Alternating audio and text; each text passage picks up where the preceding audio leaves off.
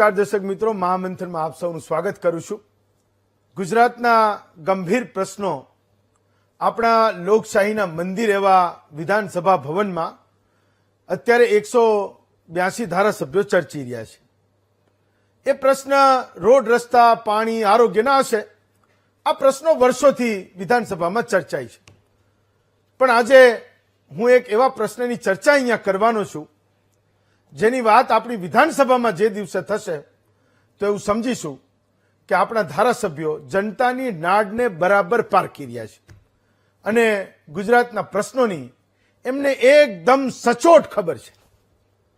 અમદાવાદ આખા ગુજરાતમાંથી ભણનારા, કારકિર્દીના ઉજળા સપના જોનારા વિદ્યાર્થીઓને આકર્ષે છે। 12મું ધોરણ કોઈ નાના ટાઉનમાં ભણ્યા પછી એ લાખો યુવાનો અમદાવાદની વાટ પકડે છે।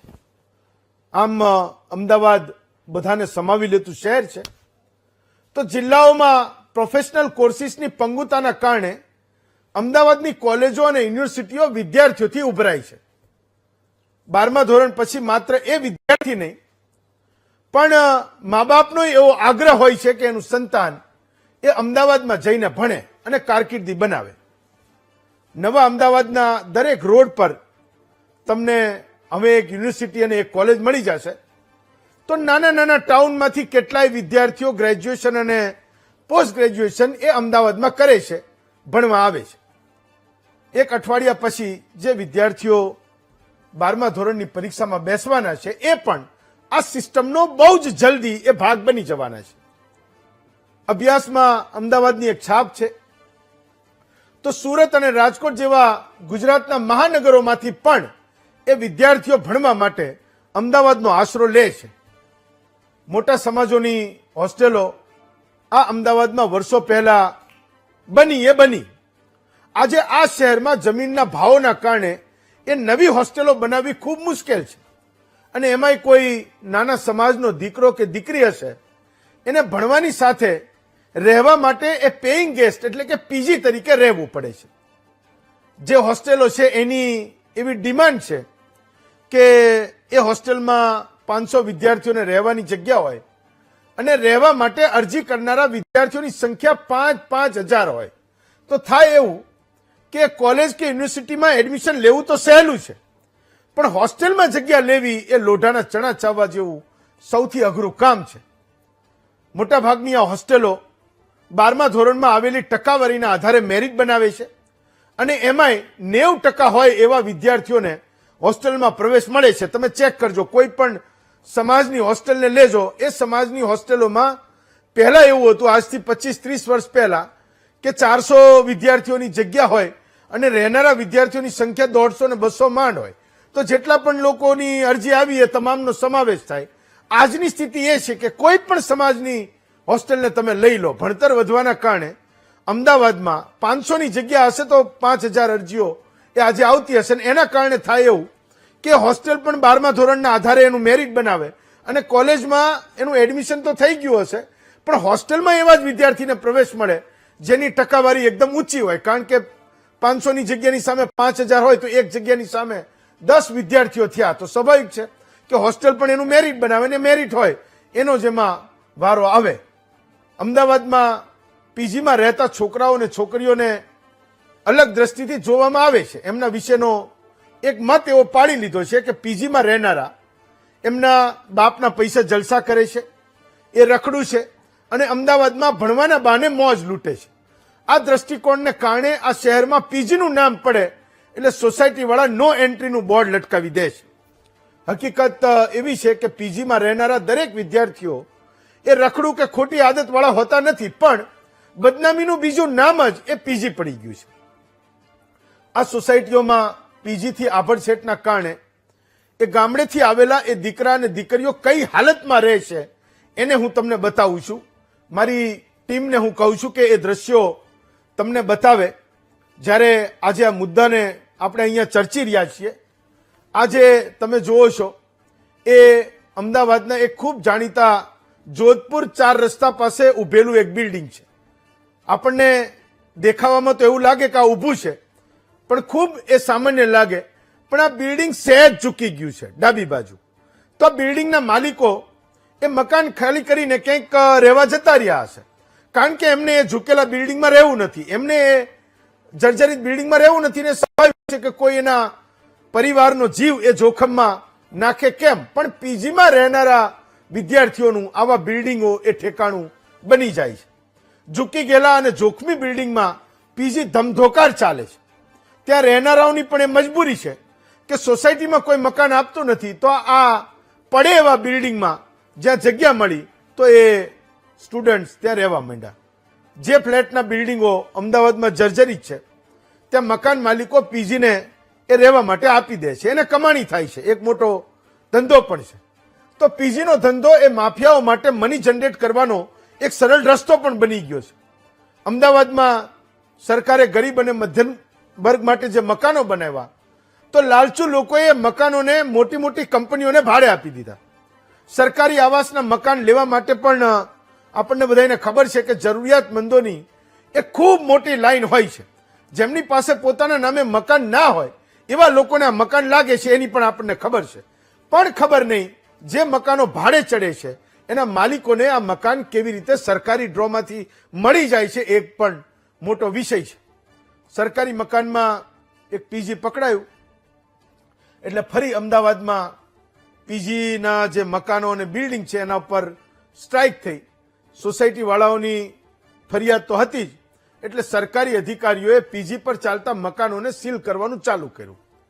અમદાવાદમાં નોકરી કરતા અને સિંગલ રહેતા એ યુવાન યુવતીઓ પણ પીજીમાં રહે છે, એ કમાય છે, મેચ્યોર છે, તો કેટલીક પ્રવૃત્તિઓમાં એમના નામે પણ બદનામી આવતી હશે. પણ ભણનારા વિદ્યાર્થીઓનો એક છતનો સંઘર્ષ એ ખરેખર સમજવા, જાણવા અને વિચારવા જેવો છે. એ સંઘર્ષ હું એટલે કહું છું કે બિલ્ડિંગ કાલે પડી જશે એ દહેશતમાં પરિવારો એ બિલ્ડિંગમાં નથી રહેતા. ત્યાં એ યુવાન અને યુવતીઓ પોતાના આવતીકાલના સપનાઓને રોજ જીવે છે. આ પીજીમાં રહેનારા દીકરાઓની સ્થિતિ તો આપણે હજુ પણ સમજી શકીએ, પણ દીકરીઓની સ્થિતિ બહુ સંવેદના માગે એવો વિષય છે. હું ખૂબ ગંભીરતાથી કહું છું કે દરેક દીકરીને દ્રષ્ટિથી જોવાની જરૂર નથી, પણ જે દીકરીઓ અમદાવાદમાં પેઇંગ ગેસ્ટ તરીકે રહે છે એમની સંવેદનાઓને એ કરુણાની દ્રષ્ટિથી જોવાની જરૂર છે. એટલે કે કોલેજના કોઈ મિત્ર, બોયફ્રેન્ડ કે એના મંગેતર સાથે એ પીજીના બિલ્ડિંગને નીચે ઉભેલી દીકરી પ્રત્યે જાત ભાતની વાત લોકો કરે છે, એનું આકલન કરે છે, એના ચરિત્ર પર સવાલો ઉઠાવે છે. તો આજે પેઇંગ ગેસ્ટ તરીકે બદનામ થઈ ચૂકેલી એ નવી પેઢીના કેટલાક સવાલો અને મૂંઝવણ આપણે મહામંથનમાં ચર્ચવાના છે.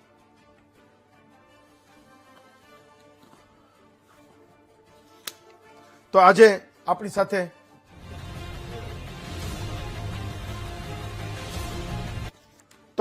સાથે આ વિષય પર ચર્ચા કરવા માટે ત્રણ વક્તાઓ છે. વિક્રમભાઈ દેસાઈ છે, પ્રેમચંદનગર સોસાયટીના કમિટી મેમ્બર છે. હમણાં એક ખૂબ મોટો વિવાદ એ અમદાવાદમાં થયો, 20 જેટલા મકાનોને મહાનગરપાલિકાએ સીલ કર્યા. મંથનભાઈ કટારિયા છે, પોતે બેચલર છે, અને ગૌરવ પટેલ છે, પીજીના સંચાલક છે, એ પણ આપણી સાથે જોડાયા છે. મંથનભાઈ, સૌથી પહેલો મારો એક સિમ્પલ ક્વેશ્ચન એ છે કે તમને શું લાગે છે કે કેમ આખા અમદાવાદમાં, આવડા મોટા શહેરમાં જ્યાં એવું કહીએ છીએ કે મેગા સિટી છે, 1 કરોડથી વધારેની વસ્તી છે, એવી જગ્યાએ પીજીનું નામ પડે ને હોસ્ટેલો માટે કે પીજીના છોકરા છોકરીઓ માટે સોસાયટીઓ તરત જ હાથ ઊંચા કરી લે છે. આ એક સમજવા જેવો વિષય છે. મારો પ્રશ્ન છે, હું એ જવાબ તમારી પાસેથી માંગુ છું.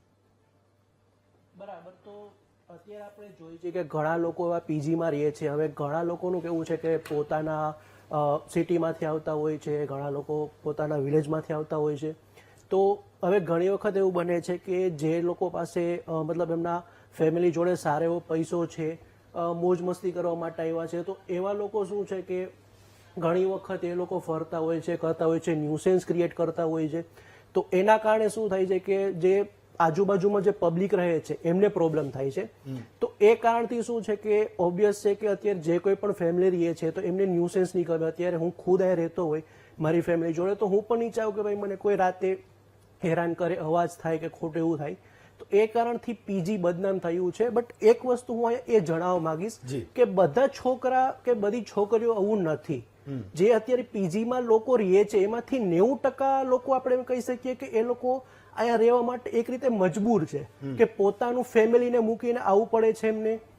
એમને બધું જે કંઈ પણ છે પોતાના વિલેજ છે કે સિટીમાં મૂકીને આવવું પડે છે. અહીંયા પોતે કોઈ લોકો એવા છે કે જે હજી ભણે છે, જે કોલેજમાં છે એવું છે, ઘણા લોકો જોબ કરે છે, બટ એ એમની એક રીતની મજબૂરી છે કે એમને એ રીતે રહેવું પડે છે.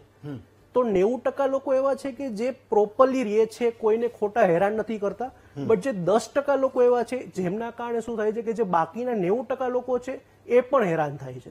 ઓકે વિક્રમભાઈ, તો એક સિમ્પલ અને સરળ વાતનો જવાબ હું ઈચ્છું છું કે તમારે ત્યાં બહુ બધી સ્ટ્રાઇક થઈ અને પીજીના એ મકાનોને સીલ કર્યા, તો વાસ્તવમાં તમારે ત્યાં પ્રશ્ન હતો શું?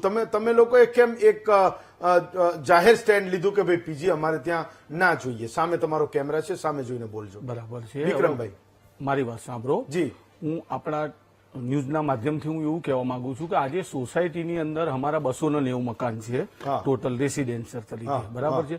આ અમારી સોસાયટી જે છે એ કોમર્શિયલ તો છે નહીં સાહેબ, બરાબર છે. પ્રેમચંદનગર કોઓપરેટિવ હાઉસિંગ સોસાયટીના નામે અમારે ચાલે છે. આ સોસાયટીની અંદર દરેક સભ્યો પોતપોતાની ફેમિલી સાથે રહે છે અને ઘણા બધા એનઆરઆઈ છે જે લોકોના મકાનો બંધ બી છે, બરાબર છે. હવે મેન મુદ્દો એવો છે કે સોસાયટીની અંદર નુસન્સમાં એવું છે કે સાહેબ રાત્રે 2 વાગે 3 વાગ્યા સુધી પીજી સ્વિગી વાળા પીજી અને સ્વિગી વાળા લોકો જે આવતા હોય અને એના માટે થઈને આ નુસન્સ થતું હોય, બરાબર છે. જેમ કે હવે સોસાયટીના 12 ગેટ છે અમારી, બરાબર છે. 12 ગેટની અંદર કેટલી જગ્યાએ અમારે સિક્યુરિટી મૂકવી અને કેટલી જગ્યાએ ના મૂકવી એ તો પોસિબલ નથી સાહેબ, બરાબર છે. રહી વસ્તુ હવે પીજીની અંદર એવું છે કે સોસાયટી એક ઠરાવ બહાર પાડ્યો હતો અને એ ઠરાવ આજથી 2 વર્ષ આજનો નથી, આ 2 વર્ષ પહેલાનો અમે ઠરાવ બહાર પાડ્યો હતો અને સોસાયટીએ ટોટલી જેટલા બી પીજી માલિકો છે એ લોકોને વિક્રમભાઈ મને ખાલી એક સિમ્પલ એ વાત સમજાવો કે સોસાયટી નથી ઈચ્છતી કે ત્યાં એકલા છોકરા કે છોકરીઓ રહે, તો એમાં ભણનારા પણ લોકો હશે, એમાં નોકરી ધંધા કરનારા લોકો પણ હશે જે પરિણીત નથી ને અહીંયા એકલા રહે છે. તો મુખ્ય પ્રશ્ન છે શું, કેમ સોસાયટી એનાથી દૂર ભાગી જાય? હું એટલે કહું છું કે વિક્રમભાઈ દાખલા તરીકે મોરબી કે ધારી બગસરામાં રહેતા હોત તો એનો દીકરો કે દીકરી પણ અમદાવાદમાં એ પ્રોબેબલ ભણવા આવ્યા હોત અથવા તો એ નોકરી ધંધા માટે આવ્યા હોત. એ સ્વાભાવિક છે, આપણે ત્યાં દરેક ટાઉનમાં અમદાવાદ મેં કીધું એમ બધાને આકર્ષે છે. તો એ બની શકે વિક્રમભાઈના દીકરો દીકરી પણ અહીંયા હોત પણ તમે અમદાવાદમાં રહો છો. મારે સાવ એક સોસાયટીના રહીશ તરીકે મારે એ વાતને સમજવી છે. મૂળ મુદ્દો છે શું માથાકૂટ શું છે? સાહેબ મારા અગર સ્ટુડન્ટ તરીકે જો રહેતા હોત ને તો સોસાયટીને કોઈ વાંધો નથી. આજે એક મકાન છે જ્યાં મકાનની અંદર પ્રેમચંદનગર રો હાઉસ તરીકે ચાલે છે, બરાબર છે. જ્યાં મકાનની સાઈઝ છે, બરાબર છે, 65 ફૂટનું મકાન છે. હવે એની અંદર જો તમે 20, 25 છોકરાઓ રાખતા હોય સાહેબ અને એની અંદર કોઈ બી મને આજે મારી સોસાયટીની અંદર કોઈ એવો સ્ટુડન્ટ છે જ નહીં કે જે અભ્યાસ કરવા માટે આવ્યો છે. ટોટલી બધાએ પોતપોતાની નોકરી કરે છે અને નોકરી જોબ માટે જ આવ્યા છે અને ટોટલી નોકરી કરનારા લોકો તો વધારે ઠાવકાઈ વાળા હોય કે 100% સાહેબ મેચ્યોર હોય. હવે સોસાયટીની અંદર મેન મુદ્દો શું છે કે આજુબાજુના રહીશોને સૌથી પહેલા તો પાર્કિંગનો પ્રોબ્લેમ છે, મોટામાં મોટો ઇસ્યુ છે પાર્કિંગનો, બરાબર. આજે એક મકાનની અંદર 20 થી 22 જણા રહેતા હોય અને આજે એએમસીની ટીમ આવીને જે સીલ માર્યા છે, એએમસીની ટીમે જાહેરમાં જોયું છે કે એક રૂમની અંદર 12 પલંગ છે, એવા 3 માળના હોય 36 પલંગ જોયા હોય. અને આ વસ્તુ આજની નથી સાહેબ, બરાબર છે. આખી સોસાયટી ત્રાહિમામ છે, ગટરનો પ્રોબ્લેમ છે, બરાબર છે. દરેક પ્રોબ્લેમના ઇસ્યુ છે. સૌથી મોટામાં મોટો તો પાર્કિંગનો ઇસ્યુ છે. આજે એક મકાનની અંદર 22 છોકરા રહેતા 22 જોડે વ્હીકલ હોય છે સાહેબ. વ્હીકલ પાર્ક ક્યાં કરવા? સોસાયટીના સભ્યો ત્રાહિમામ થઈ ગયા છે, સોસાયટીમાંથી રહેવું મુશ્કેલ થઈ ગયું છે. ગૌરવભાઈ, એક સામાન્ય વાત તો એ છે કે પીજીનું મકાન ભાડે રાખીને છોકરાઓને રાખવા માટેનો એક ખૂબ મોટો બિઝનેસ અમદાવાદમાં છે. એ સ્વાભાવિક છે કે જ્યાં ધંધો જોવે ત્યાં કોઈ પણ સાહસિક એ સાહસ કરે અને એની રોજીરોટી કમાવાનો એને હક પણ છે. પણ આજની તારીખે એવું કેમ છે કે પીજીમાં જે લોકો ચલાવે છે, જેની રોજીરોટી છે, જે એમાંથી કમાય છે, એ મોટે ભાગે હુડદંગ મચાવનારા લોકોની તરફેણ કરે છે અને એના કારણે સોસાયટીઓ એ તમને મકાન આપતી નથી કે તમે પીજીમાં કોઈને રાખશો. સોસાયટી એટલે વિરોધ કરે છે કે એ સોસાયટીમાં માથાકૂટ કરનારા, પાર્ટીઓ કરનારા, રાત્રે જોરથી મ્યુઝિક ચલાવનારા લોકોની પીજીના સંચાલકો, કારણ કે એની આવક થાય છે એટલે એની તરફેણ કરે છે ને એના કારણે મોટા ભાગમાં અમદાવાદમાં એક સૌથી મોટો પ્રશ્ન એ બની ગયો છે કે પીજીના સંચાલકો, વિદ્યાર્થીઓ, ત્યાં રહેનારો વ્યક્તિ અને સોસાયટીના રહીશો એની વચ્ચેના ઝઘડા રોજે રોજ એ પોલીસ સ્ટેશનોમાં પહોંચે છે. ગૌરવભાઈ. હા સર, મારું એમ કહેવાનું એટલે મારો ફર્સ્ટ પોઈન્ટ એ છે કે અમે રેન્ટ ઉપર ઘર નથી લીધેલું, મારું ખુદનું ઘર છે ફર્સ્ટ પોઈન્ટ. અને એ ઘરમાં એટલે હું બી એક સોસાયટીનો મેમ્બર જ છું, બરાબર. એટલે ફર્સ્ટ પોઈન્ટ એ છે કે સોસાયટી એમ કે છે કે કમર્શિયલ એક્ટિવિટી છે પીજી ને, પણ અમારી સોસાયટીમાં જે અમારે પ્રેમચંદ નગર સોસાયટી છે એમાં કોર્પોરેટ હાઉસીસ બી છે સર, જે એમાં કંપનીઝ બી ચાલે છે, બીજી બિઝનેસ શટર્સ બી છે, મિકેનિકલ વર્કશોપ બી ચાલે છે, સલૂન્સ બી છે, પાર્લર બી છે. એ લોકોને એ બીજા જોડે કઈ પ્રોબ્લેમ નથી, ખાલી પીજી જોડે જ પ્રોબ્લેમ છે એમ કે છે. અને પીજી અને બીજી વસ્તુ કે આજે આ તો લાસ્ટ ઓક્ટોબર 2025 માં એએમસી એ એસઓપી બહાર કાઢેલી હતી, બટ એના પહેલાથી ને ઓલમોસ્ટ 10 yearsથી ને છે ને અમારી પ્રેમચંદ નગર સોસાયટીમાં એવો રૂલ્સ છે કે જે રેન્ટેડ હાઉસ હોય, કમર્શિયલ એક્ટિવિટી કરતા હોય ને એ લોકોનું મેન્ટેનન્સ 3 times વધારે લેવામાં.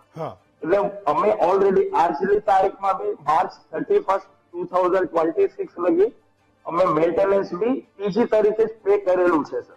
પણ ગૌરવભાઈ એક વાત સમજવા જેવી છે કે જો તમે આ સોસાયટીમાં રહેતા હોત તો તમને પીજી થી વાંધો છે, પણ જો તમે સોસાયટીમાં નથી રહેતા તો તમારું મકાન તમારે પીજીમાં આપીને પૈસા કમાવા છે. આ એક નેચરલ ફિનોમેનન છે. માનો કે વિક્રમભાઈ આ વાતનો વિરોધ કરે છે, પણ વિક્રમભાઈ સોસાયટીની બહાર રહેતા હોત તો એને પણ એનું મકાન પીજીમાં આપ્યું હોત તો એનો વાંધો નથી. આ તો એક ઇન્ટરનલ મુદ્દો છે. અને અમે અમારા એક્સપિરિયન્સ, અમારું પીજી નું કેવું છે સર, અમે ખુદ અમારા ઘરમાં રહીએ છીએ અને ગવર્નમેન્ટ સેલ્ફ એમ્પ્લોયમેન્ટ અને વુમેન એમ્પાવરમેન્ટ માટે કે છે તો ઘરની લેડીઝ માં નાના છોકરાઓ છે તો એ બહાર લઈ જઈ શકતા, એટલે એ લોકો ફાઇનાન્શિયલી સપોર્ટ માટે પીજીમાં છોકરીઓ કે છોકરાઓ રાખે છે. અને એ બી સર અમે એવું ઇલીગલ એક્ટિવિટી એવું નહીં, પોલીસ વેરિફિકેશન છે, પેલા કોઈ બી એડમિશન, કોઈ બી છોકરા ગમે આવે એના પેરેન્ટ્સ નું ડિટેલ્સ હોઈએ છે, આધાર કાર્ડ, કેવાયસી હોઈએ છે, અને અમે બાદ આપશે જઈને પોલીસ સ્ટેશનમાં અમે એ લોકોનું વેરિફિકેશન કરીએ છીએ. અને અમારા સોસાયટીમાં અમારા ઘરમાં ફિટનેસ બી છે સર, એવું નથી સર એમ કીધું કે પેલા એમ કીધું કે અનફિટેડ હાઉસીસ, એવું નથી સર, ફિટેડ હાઉસીસ છે. અને બીજી વસ્તુ ફાયર નું બી છે, અને અમે જે ફૂડ આપી છીએ ફૂડ નું લાયસન્સ બી છે સર અમારા. વિક્રમભાઈ, તો મુદ્દો એ છે કે તમે સોસાયટી દરેક અમદાવાદમાં દરેક જગ્યાએ મુશ્કેલી છે. ફાઇન, ઓકે ગૌરવભાઈ, તમે આજે ત્યાં રહેનારો વ્યક્તિ છે એ 1000 મેન્ટેનન્સ ચૂકવતો હશે તો તમે પીજી માટે 3000 મેન્ટેનન્સ ચૂકવો છો, તો સોસાયટી નહીં તે પાછા પૈસા તો જોઈએ જ છે. તો તમે એવું કહો છો કે ભાઈ પીજી ને નહીં રહેવા દઈએ તો ફાઇન, નહીં રહેવા દઈએ, પણ 3 ગણા પૈસા લો છો, ફાઇન. તો તમે પણ સોસાયટી તરીકે એ નક્કી કરો છો કે ભાઈ કમાણી થતી હોય તો સોસાયટીને પણ એ મેન્ટેનન્સના પ્રકારે પૈસા આવતા હોય તો એ વાંધો નથી. વિક્રમભાઈ. Okay Gauravbhai, fine. હું ગૌરવભાઈની વાતથી બિલકુલ સહેમત નથી, એટલા માટે બરાબર છે કે એ જે ગૌરવભાઈ એવું કહે છે કે અમે ટોટલી વેરિફિકેશન કરી અને બધાના ડેટા ઓફિસમાં જમા કરાયા છે. આજની તારીખમાં પ્રેમચંદ નગર સોસાયટીની અંદર 55 પીજી છે, એની અંદર એપ્રોક્સ 50 પીજીના કોઈના ડોક્યુમેન્ટ સોસાયટીની અંદર જમા નથી. બરાબર છે સાહેબ. બીજી વસ્તુ કે જે ગૌરવભાઈ કહે છે કે અમે આ બધું પોલીસ વેરિફિકેશન છે, બધું છે, આજે સોસાયટીની અંદર અમે દરરોજ આના માટે છે ને છેલ્લા લગભગ 2 વર્ષથી અમે આ પ્રયત્ન કરીએ છીએ કે ભાઈ તમે કોઈ ડોક્યુમેન્ટ નથી. રહી વસ્તુ કે 3000 રૂપિયા મેન્ટેનન્સ, એ મેન્ટેનન્સ ક્યારે બહાર પડ્યું છે એ તમને કહી દઉં કે જ્યારે પીજીનો આ મુદ્દો નતો અને જ્યારે સરકારશ્રી તરફથી કોઈ આનું આવ્યું નતું, બરાબર છે, જ્યારથી સરકારશ્રી તરફથી આ જાહેરનામું બહાર પડ્યું છે ત્યારથી સોસાયટીએ એવું નક્કી કર્યું કે ભાઈ જે તમે એ પછી જે તમે મેન્ટેનન્સ આપ્યું છે સોસાયટી તમને પરત આપવા તૈયાર છે, પણ તમે પીજી ના ચલાવો. બરાબર છે. રહી વસ્તુ હવે આ લોકોની જે છે પાર્કિંગ સિવાયના કોઈ મુદ્દે તો આજે મહાનગરપાલિકા પણ પીજી ને કહી ના શકે ને કે તમે અહીંયા ના આ કામ કરશો.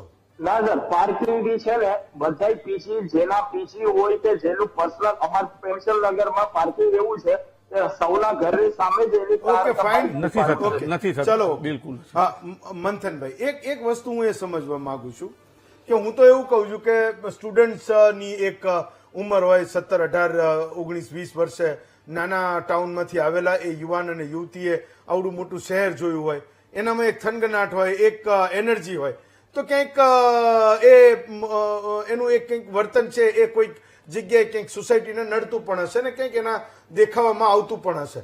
પણ જે કિસ્સો અહીંયા આપણે ચર્ચી રહ્યા છીએ, આ બંને લોકો તો એવી જગ્યાએથી આવ્યા કે જ્યાં મોટા ભાગના સ્ટુડન્ટ્સ નથી, પણ નોકરી ધંધો કરનારા એ યુવક અને યુવતીઓ છે, જેનાથી એ પ્રશ્ન લઈને સોસાયટી આવે છે. તો મારી સમજણ એવું કહે છે કે ભાઈ સ્ટુડન્ટ છે તો ઠીક છે, કેટલીક પ્રવૃત્તિઓ કરતા હશે, પણ કમાનારા લોકો, ઘરની જવાબદારીને ઉપાડનારા લોકો, ગામડે ટાઉનમાં બા બાપુજીને પૈસા મોકલનારા લોકો, એની આર્થિક સામાજિક જવાબદારી સ્વીકારનારા લોકો એ પણ આવું વર્તન કરે. હું એ વાતને સમજવા માંગુ છું કે આવું શું છે, શું એવું.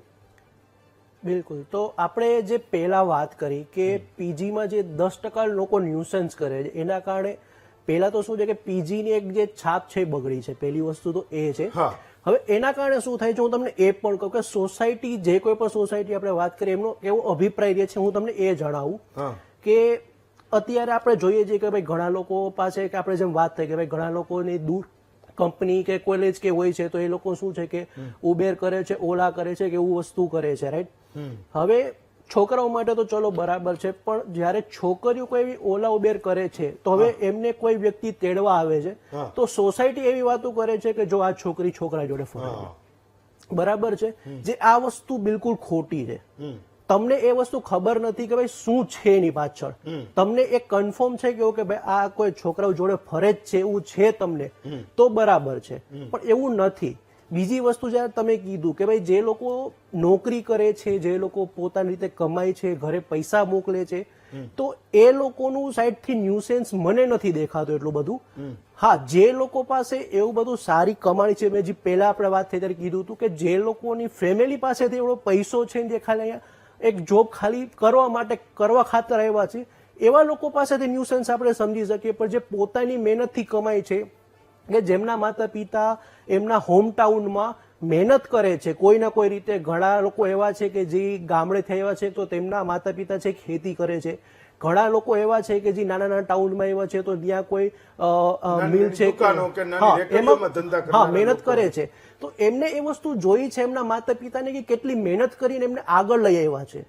તો એ પોતાની રીતે જયારે એ વ્યક્તિ નોકરી પર લાગે છે, તો એ ત્યારે પોતાના મા બાપને સપોર્ટ કરવા માંગે છે. તો મને એ વસ્તુ નથી સમજાતી કે એ વ્યક્તિ છે એ કઈ રીતે ન્યુસન્સ પહોંચાડે છે.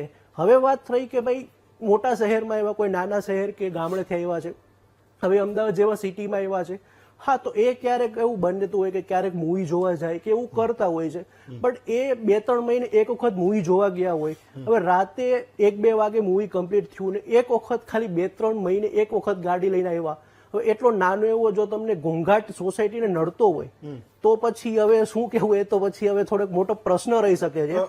વિક્રમભાઈ, તમે પાર્કિંગના મુદ્દાને છોડી દો તો હજુ પણ હું તમારી એ વાતને હજુ પણ હું કન્વિન્સ નથી થઈ શકતો કે મુશ્કેલી છે શું. કારણ કે આ માત્ર હું તમારી એક સોસાયટીની વાત નથી કરતો. અમદાવાદમાં લાખો દીકરા દીકરીઓ દર વર્ષે એના મા બાપના પોતાના સપનાઓને લઈને અમદાવાદમાં આવે છે. આ મેં કીધું કે અત્યારે જે લોકો 12માની પરીક્ષા એક અઠવાડિયા પછી આપશે એ પણ આ વિશેષ સાયકલનો પાર્ટ બની જવાના છે, એ પણ એ સિસ્ટમનો ભાગ બની જવાના. 2-3 મહિના પછી એ પણ અમદાવાદમાં એસટી બસોમાં ને રેલવેમાં ને નાના નાના વ્હીકલમાં ભરીને અમદાવાદમાં ઠલવાવાના છે, મોટી મોટી બેગો લઈને. તો મારે સમજવું છે કે પાર્કિંગ તો ભાઈ કોઈ એના ઘરે નહીં લઈ જઈ શકે, કોઈ રહેનારા લોકો છે ઠાવકાઈથી રહે છે, તો અમદાવાદમાં આટલો બધો નેગેટિવ માહોલ આફ્ટર ઓલ બન્યો છે કેમ? સાહેબ અમે તો ફેમિલી સાથે રહીએ છીએ એટલે અમે તો બધું લાઈવ જોઈએ છીએ હા. બરાબર છે. હવે જે અમે લાઈવ જોઈએ છીએ એ તમારા ટીવીના અને ચેનલના માધ્યમથી હું એ અમુક વસ્તુ નથી કહી શકતો. હા. બરાબર છે સાહેબ. જે રાત્રે નુસન્સ છે ને સોસાયટીમાં સાહેબ, હા. કેમ કે અમે તો કમિટી મેમ્બર છે એટલે અમારે તો શું છે, સોસાયટીના 12 ગેટ છે. 12 ગેટની અંદર તો અમે બધા સિક્યુરિટી તો કરવાના નથી. હવે 12 ગેટની અંદર સિક્યુરિટી મૂકવી એ બી અમારા માટે પોસિબલ નથી. કેમેરા લગાવી દીધા છે. આજે અમે ડેલી જોઈએ છે સાહેબ, જે બીભત્સ વર્તન થાય છે, પ્લસ અમારી જે ગટરોનો સૌથી મોટો સમસ્યા છે અમારી સોસાયટીની Fine. અંદર. Okay. ગૌરવભાઈ, તો આ ન્યુસન્સ થાય છે એની ફરિયાદો તમને કરે તો એનું નિવારણ તમારે કરવું જોઈએ, જેથી આ પ્રકારના પ્રશ્નો એ સોસાયટીઓમાંથી પોલીસ સ્ટેશનોમાં ના જાય.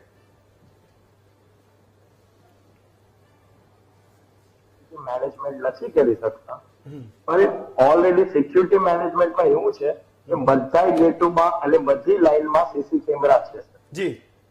અને કાંઈ બી ન્યુસન્સ થતું હોય you can come up with any proof sir.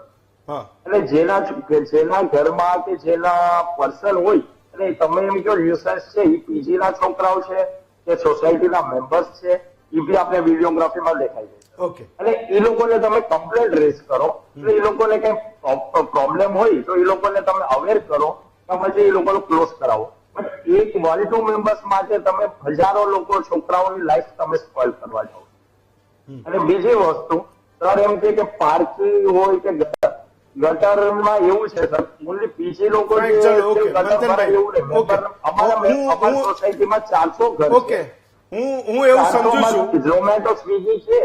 હું એવું સમજુ છું કે કદાચ હું 10, 15, 20 ચર્ચાઓ પણ આ મુદ્દે કરીશ, તો સોસાયટીમાં મકાન જે લોકોના માલિક છે એનો એ દ્રષ્ટિકોણ બદલાવાનો નથી, કારણ કે મને એમાંથી પૈસા મળે છે, અને સોસાયટીમાં રહેનારા લોકોનો પણ એ દ્રષ્ટિકોણ હું નથી માનતો કે બદલાવાનો છે, કારણ કે એને એ ન્યુસન્સ છે કોઈક એક ઘરમાં પણ, તો એને રોજ દેખાય છે.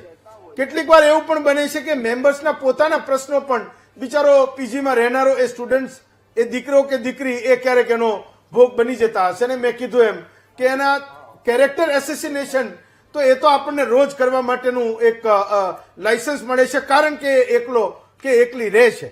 તો કેટલીક કરુણા, કેટલીક સંવેદનાઓ સાથે એક સારા નાગરિક બનવાનો આપણે પણ પ્રયત્ન કરવો જોઈએ, કારણ કે આપણે પણ 1.5, 2 અને 3 કરોડના મકાનમાં રહીએ છીએ.